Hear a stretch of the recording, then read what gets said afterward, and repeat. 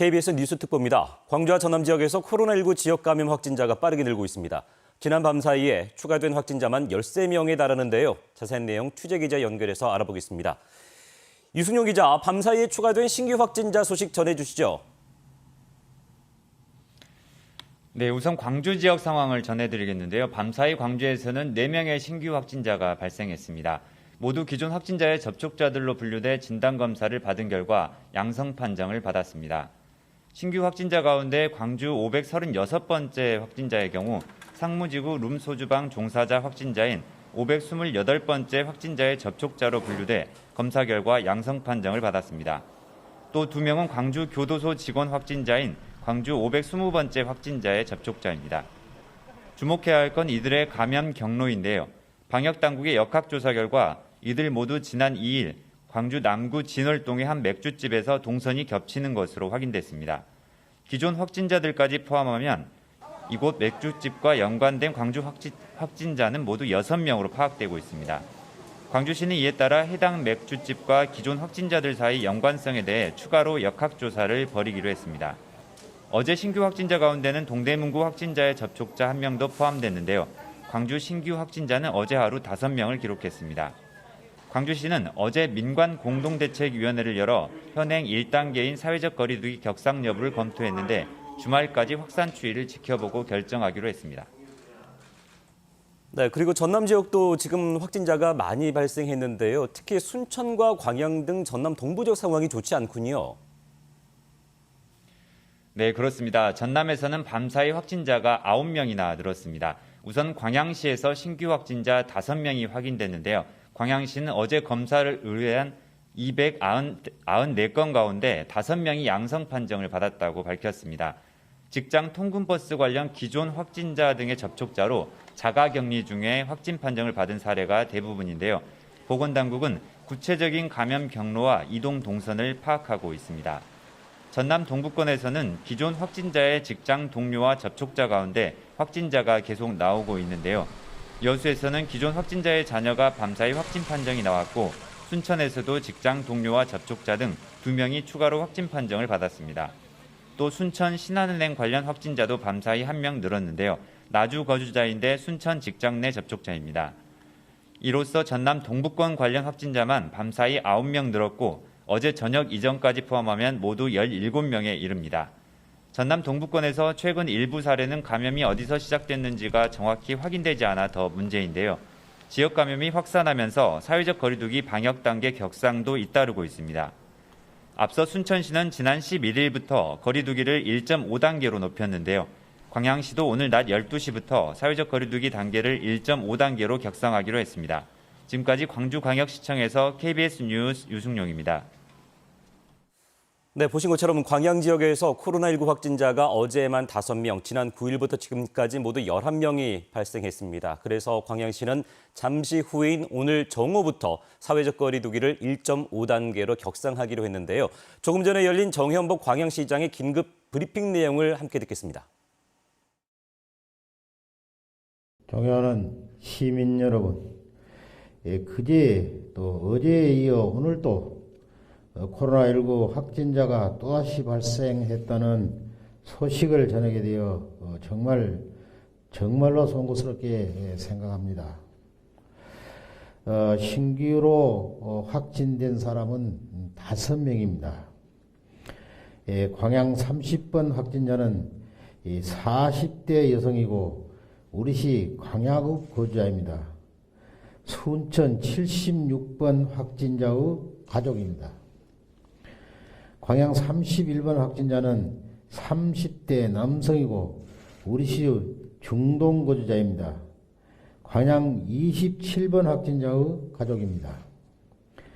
광양 32번 확진자는 20대 여성이고 우리시 광양읍 거주자입니다. 광양 29번 확진자의 가족입니다.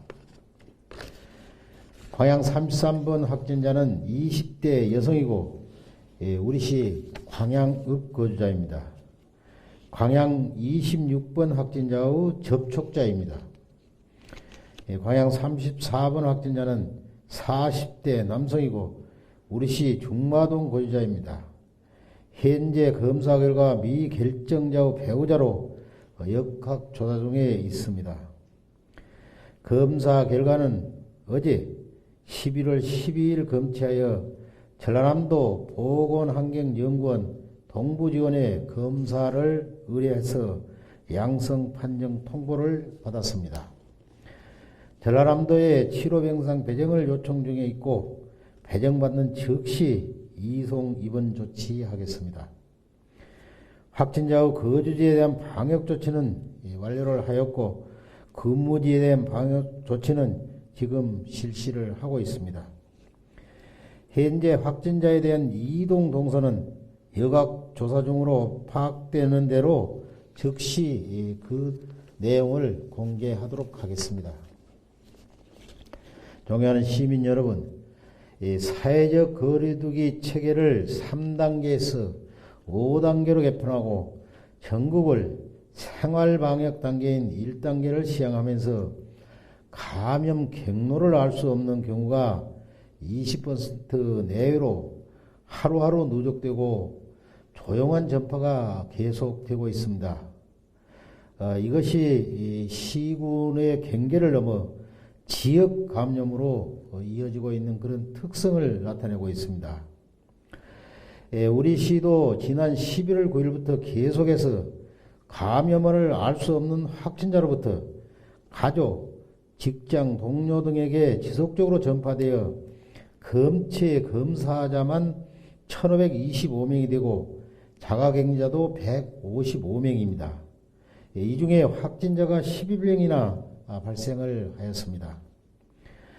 관양시는 코로나19 지역적 감염을 조기에 차단하여 시민의 건강과 안전을 지키기 위해 오는 11월 13일 12시부터 사회적 거리두기 단계를 1.5단계로 격상하고자 합니다.